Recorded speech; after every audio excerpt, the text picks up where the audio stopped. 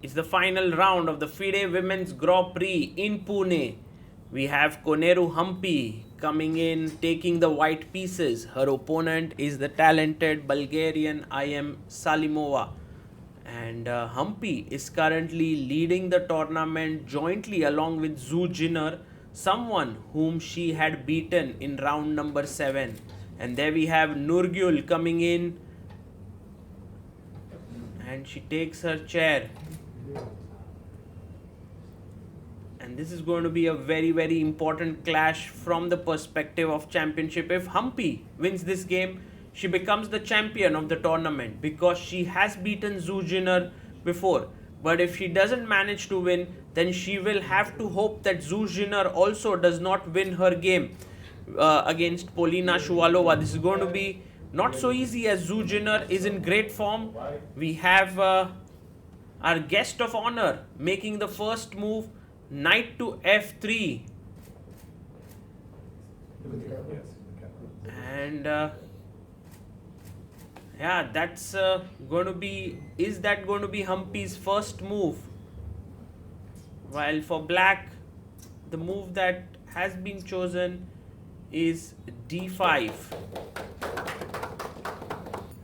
And the game has begun, and we have the clock that has started. And joining me for the commentary for this game is Amruta, d4 here. Wow, it's the last round, it's a championship round, and you are going to be ultimately stressed over here. Yeah, definitely lot of nerves here, and you can see Salimova pushing her pawn to d5. We have the queen's gambit on the board. Will she go for the accepted, declined, or the Slav? She goes for c6, the Slav defense. And Humpy now is thinking what to do here. Oh my god, she goes for the exchange variation. That's such an interesting decision when you are in a must-win game, because that really shows that Humpy really trusts this line, a symmetrical line where she has an extra tempo to keep putting pressure on her opponent. Now knight to c3. Maybe it's not the most accurate move order. Sometimes white does have the idea of e5 in this line, takes d4, but Salimova goes for the simple move knight to f6. And Amruta, have you played this opening with the white pieces or with black? Yes, with the black pieces. Absolutely. But Humpy, let's not forget who has been the winner in December for World Rapid Championships. And she has actually performed admirably at different events. And here she would be looking to take the title on her home soil. Knight f3, it's all symmetry. Bishop goes to f4. Now, one of the main moves here is bishop f5, when you can go and hit the pawn on b7. This is a well-known theoretical line, but Salimova goes a6. And the b6 square has been already weakened there. c5 is an important square. Queen b3 on the board. Yeah, she keeps an eye on the b7 pawn, stopping the bishop from developing. It would be a big victory for white if black has to push e6. But right now, knight goes to a5. And if you give a check, then you have b5 coming in. So here, queen goes to c2, and Humpy takes this important diagonal so that the black bishop does not get the f5 square. But Salimova goes g6. She's insisting on getting her bishop onto the f5 square. It was also very interesting to note that Humpy provoked the knight to a5 and then went back queen c2 instead of directly developing. Yeah, the knight is slightly misplaced here on a5. e3 played. The bishop comes to f5. You can look at Humpy's clock. It says 1 hour 27 minutes 50 seconds, which means she's clearly in her preparation. Bishop goes to d3. And this is generally a good exchange for black, because then the remaining bishop that you have will be well positioned and you can castle it out. This is white's good bishop on d3. She takes. And now Humpy will take back on d3. Queen takes d3, taken. And Salimova, what is she going to do next? Does she go bishop g7 and simply castle here? The bishop would then be a little bit limited. And so she goes e6, a very interesting move because she's going to actually develop her bishop on d6 or e7. Humpy quickly castles it out. She wants to maybe connect her rooks, put one of her rooks on the open c file. Yes, the good bishops have been exchanged, but white is already developed because the rooks are connected. Yes, knight comes back to c6, and you can look at Salimova's time. She has 58 minutes on the clock. Humpy has 1 hour 21 minutes, and Salimova gets up from the board. She would be quite happy with how the opening has gone because she's not expecting too much with the black pieces. Perhaps rook fc1, a nice move by Humpy. And Amruta, you had mentioned that the b6 square has weakened. The knight can jump to a4. Looking at these squares, bishop goes to e7. And Humpy definitely went into this symmetrical structure because of her good opening preparation.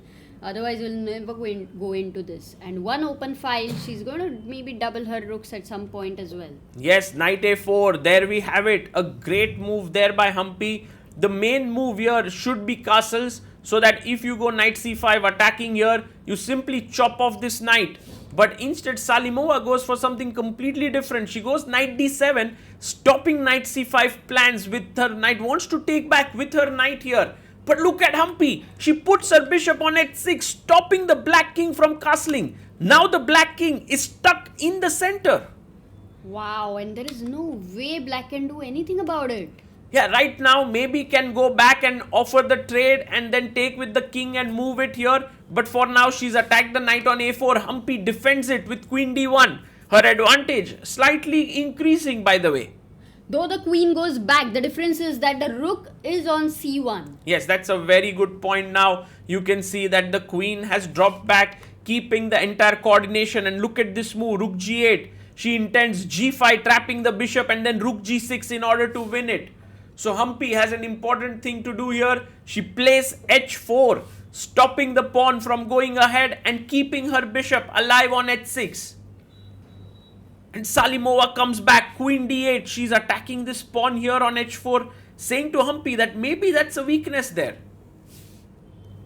But Humpy moves in with the knight. She's simply flowing here. It does feel that white's position is better now. Knight takes h7, could be a threat. The bishop goes to d6, maybe not the best move here. Bishop f8 had to be tried, and yes, the position would still be difficult. But after bishop d6, white has an extremely powerful move here, that is to break in the center with e4. But that is not an easy move to find. Will Humpy manage to find it? Salimova already down to 24 minutes on the clock. With the black king in the center, you generally want to blast open the center. Yes, exactly, Amruta. Nothing could be more right than that. After takes, you can even blast open further with d5, and she finds it. Humpy plays e4. What a player she is. Under all the pressure that she has in this final round, she manages to find the winning move. Queen e7 played here. Now the queen is right into the center. This file could open up after I take pawn takes pawn. I think that's a great move for white here. And you can see there Humpy really calmly calculating. She takes the pawn, e takes d5. A great move, opening up the e file. You can see the black king is stuck in the center. You may want to long castle, but the king is not even safe over there. Queen f3, attacking d5, threatening rook e1. Humpy instead goes queen d3, which is also a super strong move. Threat, rook e1. How do you defend against it? Salimova goes queen f6. She's maybe ready to even give up her castling rights here. Last round, almost inching towards the victory. Rook e1 check played. What a move. The king has to move now. King d8 perhaps. No, she goes bishop e7. And how do you finish this off? It looks so winning for white. Humpy comes back, knight to c3. Maybe a better move here was rook c1 with the idea of queen b3 attacking b7. But knight c3, not a bad move. Knight b6, she defends the pawn on d5. And now Humpy gets queen to h3. What a move this is, Amruta. She stops the black king from castling alongside. Humpy being so prophylactic here. And Salimova says even I'm ready to spoil my pawn structure totally in order to trade the queen. So takes, pawn takes, and Humpy has only 10 minutes left on the clock while Salimova has 15 minutes. We are on move number 25 with 15 more minutes to go. Knight takes h7 taken. If rook h8 played here to attack the knight, we have this very nice move knight f6 as the bishop is pinned. So here black does castle long, and maybe it's time to just get the pieces out from here. Plays bishop g5, trades the bishop. And the spoiled pawn structure for black, a very clearly better position for white, material up. Wow. Yeah, you are right, Amruta. It's not just about the spoiled pawn structure. White is also a pawn up.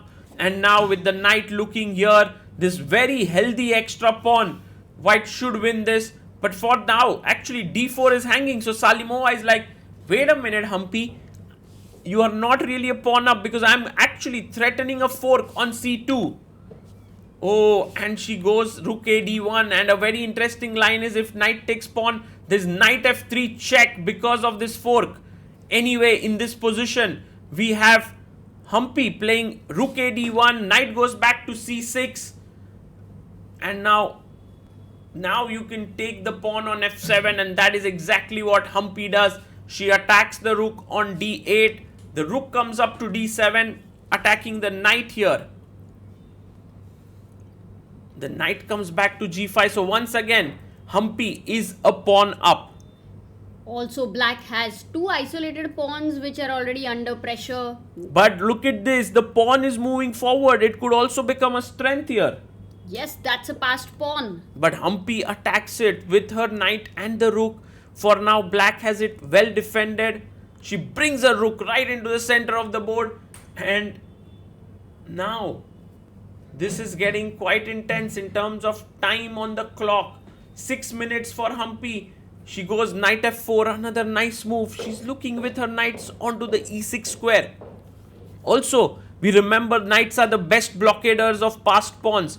So actually the knight could very well sit on d3, which would be a great blockading square. Absolutely. At the same time, white has a rook pawn, which is a passer and a very dangerous thing against knights. But the d pawn just doesn't stop. It keeps moving. Humpy comes back with her knight. Not the best move. Better was to simply keep pushing. But of course, as a human being, you are afraid of the d pawn moving ahead. Now d2 can be met with rook d1 and the d pawn falls. She goes knight f4, attacking the b2 pawn. If you play b3, the knight suddenly lands on c3 with the threat of d2, d1. So Humpy goes rook d1, attacking this. But can we simply not chop off the pawn on b2, attacking the rook and also defending the pawn? Oh, she goes back. Because I believe she realized that after knight b2 there was rook d2, but then there is knight c4, and if we take on d3, take maybe this was black's best option to survive, although this looks winning for white. But she goes knight c5, trying to keep her pawn alive. Yeah, practically that was a bit dangerous to allow the h passer. And now look at this. Humpy goes a3. She wants to play b4 and then simply win this pawn on d3. a5 played to stop the pawn from going to b4. And now Humpy starts advancing her h-pawn. The h-pawn will run down the board. The king could also start moving upwards this way. Knight to d4. What a move here by Salimova. And we need to take this knight away, as it looks very dangerous here on the d4 square. Humpy thinks 1 minute 50 seconds. By the way, this is the penultimate move before we reach move number 40. Rook takes d4, attacking the knight. And here there could be a very interesting move. Knight takes d3, knight takes d3, h6. And when you try to recover this pawn, I'll take back your knight. But instead, Humpy goes g3. That's a very calm move, defending the knight here. Also completely winning. Yeah, maybe she didn't want to go into the rook endgame. And we have reached move number 40 now. Both players will get extra 30 minutes. And that's a lot of time to convert this position. Humpy pushes her pawn to h6. And she is going to distract the rook now, because the knight can no longer stop the pawn. So the rook has to go back. And that's what Salimova does. She goes rook d7. But now I can push h7, forcing the rook to take and then pick up the d2 pawn when I am a full pawn up. Full pawn up, and with the f5 pawn being isolated closer to the white king for the attack. Yes, rook takes h7, and now rook takes d2, taken here by Humpy. What great control on nerves does Humpy have, and using all her experience in this clutch moment. b6 played. Amruta, do you think that this converting this endgame is difficult? Not at all for Humpy, who has been in excellent form in the tournament. Yes, she's attacking the b6 pawn, and if Salimova defends it, she would have wanted to come here and get the f5 pawn. Right now, she has attacked the rook, but can we simply not snatch the pawn on b6? That's what Humpy takes it. Now she's 2 pawns up. What was Salimova thinking here? Well, she wants to go rook c7, and her threats are check on c1, then go to c2, attack f2, and also b2. Humpy comes back, rook b5. Black is having 2 isolated pawns now, and maybe even one of them is going to be lost. Absolutely, rook c2 played here. The rook enters the position, and Humpy calmly goes knight h3. You will see that she is not indulging in fist fights like I take your pawn, you take my pawn, and so on. She's just going for calm, level-headed play, and now she can take here on a5, although that would drop her b2 pawn. She does take it. Rook takes a5. Rook takes b2, and although Humpy is winning, the number of pawns that are getting traded can get a bit stressful here. Knight to g5 played. Where is this knight going? Wow, that's a good question. King b7 played here by Salimova, and now maybe knight e6, maybe knight d4, maybe knight c5, not so sure. Knight goes to e6. The knight is well placed in the center of the board. And now king b6 attacking the rook on a5. And how about we go and attack the knight here? Yes, rook d5 played, but that would run into king c6, attacking the rook and defending the knight. Which is okay because the knight goes back and defends the rook. You want to go back knight f4? Let's see if Humpy finds that move. She actually plays rook e5. She keeps her rook active here. And now Salimova goes rook to d2. Wow, is the time to bring the king in the game? Yeah, definitely. King g2 feels like the right move. She does play it. King g2, king f3, king f4, putting even more pressure on the f5 pawn. Oh yeah, and once the f5 is gone, it's just the passers, g and f pawns are gonna kill it. Absolutely, king d7 now. The king goes back, knight to g7. She is attacking the pawn on f5, which is the best move here in the position. But I guess what Salimova can do is go f4. Yes, she muddies the water here. She wants Humpy to take on f4 when the pawns will be doubled. It's winning here, but human beings don't really like doubled pawns. So Humpy pushes forward with g4. She keeps her structure intact. But now do you think rook d3 attacking this pawn? No, she goes knight c4 attacking the rook and the pawn. Wow, and also threatening check here. So a lot of things going here for black. Humpy plays rook to e4, attacking the knight and also the pawn on f4. Check here. It has been quite a good fight by Salimova. One must agree to that. She hasn't really completely collapsed here. Absolutely. King to f3 played. And here you cannot sacrifice your knight to g4 because after takes, it seems like you have exchanged a lot. But after rook takes f4, oh, there's rook g2 check. I need to be careful. Maybe simply knight f5 and white wins. But anyway, in the game, she goes knight d5, defending this pawn. a4, pushing the pawn forward, defending it this way. And now a check by Salimova, pushing the king backwards. It's very cool that the black king is cut off from the e file. Yes, it cannot come closer to its own pawn to defend it. King goes to g2. And what will Salimova do? She pushes her pawn to f3. Now this pawn is really weak. After king g3, the pawn is not going to survive much. I can simply go next, somehow get my rook here and attack it. Of course, right now the knight controls the square. But maybe from here. Knight c3 played. Oh, we have to be super careful. Knight e2 check and we will lose the game. So here, Humpy, very, very careful. Little tricks with the knight on the board.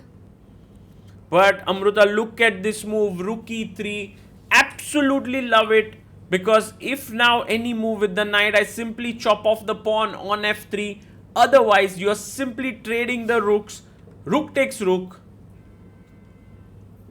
Pawn takes rook.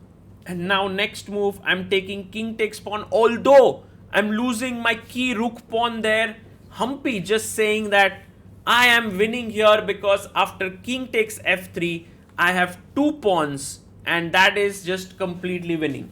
Wow, you need to know your theoretical endgames very well. Otherwise, this could become a bit scary with some drawing chances for black. Yes, but definitely Humpy knows her stuff and she knows that the black knight could sacrifice itself for 1 pawn but not for both of them. And by the way, knight e6 if played, takes is completely winning pawn endgame for white. So she goes king e7, trying to get closer to the white knight. Humpy moves forward, king f5, also a nice move. A king that is 2 squares away from the knight cannot be checked. So these are small rules that Humpy is using in such endgames. King goes to f7 and now knight to h5. That's the only move, but it's good enough. And now we just want to play e4, e5, g5, g6. This looks good. Knight goes to b7.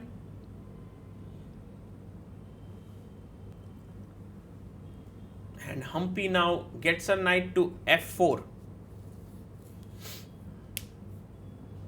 We go knight d6 check. And king to e5 played. King attacks the knight here on d6. Goes knight c4 check. Attacking the pawn on e3, giving a check. King goes back to d4.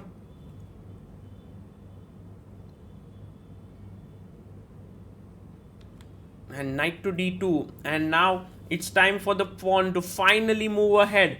It took some time, Amruta, here, but slow and steady. Humpy has put her knight on very good square, stopping the black king from coming, and the pawns are ready to rock and roll. Knight goes to f3, check, and now king d5 is just a perfect place for the king. 1 square diagonally opposite to the knight, where no checks for the next, not just 1, 2, but 3 moves. King comes up. And now, where do we go? Because if we go for a check, we simply lose the pawns. So here, knight h3, I love this move that has been found by Humpy. She's going g5 check, and by the way, knight h2 played, but then g5, the king moves, then e5, e6, and the pawn moving forward. g5 played. Now the way in which Humpy is converting this endgame is beautiful to watch. She's doing it with patience. There is no hurry. She has this face on her, this determined look on her face, which is just, I think, so scary for her opponent. It is said that to win the winning games is the toughest in Yes. chess, and Humpy is managing to do that. Yeah, Humpy is doing it very, very beautifully. Now, just go push ahead with e5. She pushes forward her pawn to e5. Now, e6 would come in. She goes knight d2. Maybe a check somewhere. But okay, let's go. Pawn to e6. Keep moving forward. Yes, she pushes pawn to e6. Then e7. Then e8. She brings a check. The problem for Salimova is that she cannot really ever take this pawn because the knight trade is just lost for her. So king d5 played. And the knight really has no squares to go. Yeah, very few squares. She gives a check on c3. And maybe now just king c, oh, even king e5 should do the trick, because again we are 1 square diagonally opposite, or Humpy rather uses 2 squares away from the knight. Just this rules will help you in knight endgames. Knight e4 played, and now just e7 should be good enough. No, king d5 played here, maybe a repetition. Knight c3 check, and now king e5, not king c6 needed, just king to e5.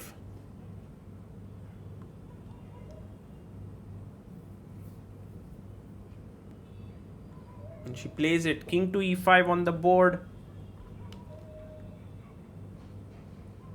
It's totally winning here.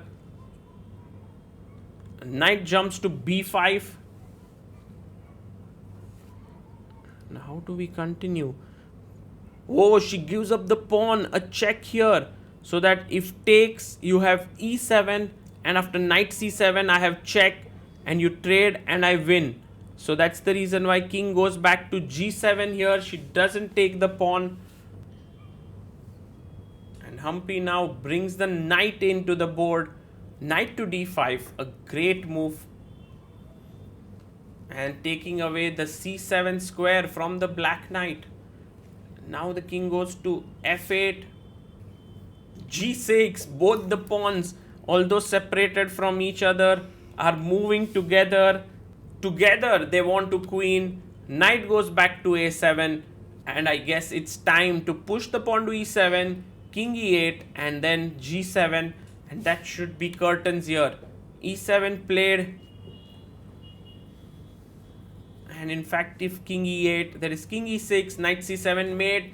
Resignation there for Nurgyul Salimova. Humpy not just wins this game, but she wins the FIDE Women's Grand Prix 5th leg, happening in Pune, in her home country. What a victory there for Humpy. She scored 7 points out of 9 in this tournament, scoring some epic victories against players like Divya Deshmukh, Polina Shuvalova, Paktuyag Munguntul, Zhu Jiner, and now Nurgyul Salimova. 5 wins and 4 draws for Humpy. What a player she is. Even at this age, she is still continuing to keep performing for her country.